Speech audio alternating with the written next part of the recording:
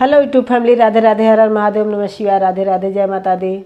आप लोगों के लिए बहुत ही प्यारा हवन गीत लेकर आए हैं। आप लोग फूलवास करके सुनिएगा। हवन गीत बहुत ही अच्छा, बहुत ही प्यारा है।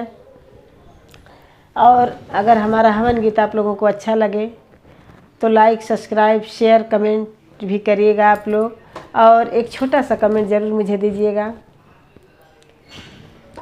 हवन महके मैया तोहरे आंगनवा, हवन महके मैया तोहरे आंगनवा, हवन महके मैया तोहरे आंगनवा, तोहरे आंगनवा हो तोहरे आंगनवा, तोहरे आंगनवा हो तोहरे आंगनवा, हवन महके मैया तोहरे अंगनवा, हवन महके मैया तोहरे अंगनवा।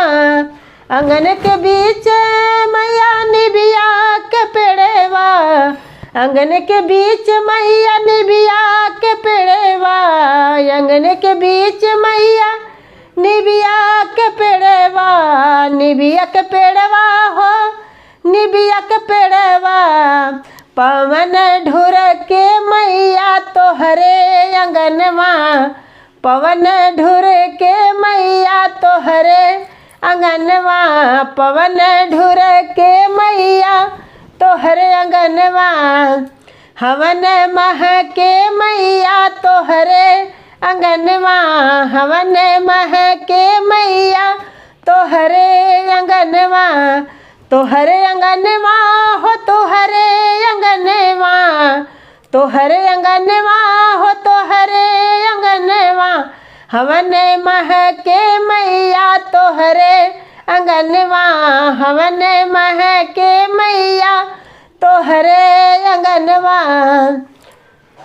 बेला चमेली मैया अड़हुल के फुलवा, बेला चमेली मैया अड़हुल के फुलवा, बेला चमेली मैया अड़हुल के फुलवा, बेला चमेली मैया अड़हुल के फुलवा, गुलाब महके मैया तोहरे अंगनवा, गुलाब महके मैया तोहरे अंगनवा, गुलाब महके मैया तोहरे अंगनवा, हवन महके मैया तोहरे अंगनवा, हवन महके मैया तोहरे अंगनवा, हवन महके मैया तोहरे अंगनवा, तोहरे अंगनवा मैया धरिया कपूरवा, तोहरे अंगनवा मैया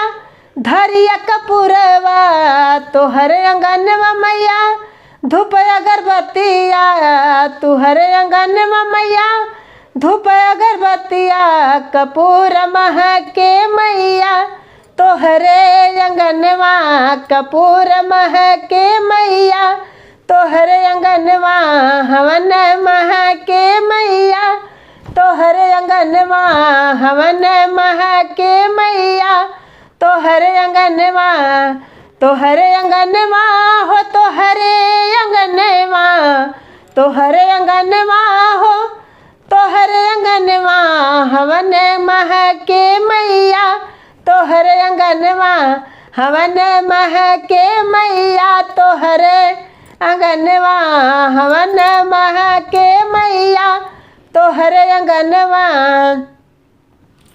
धन्यवाद।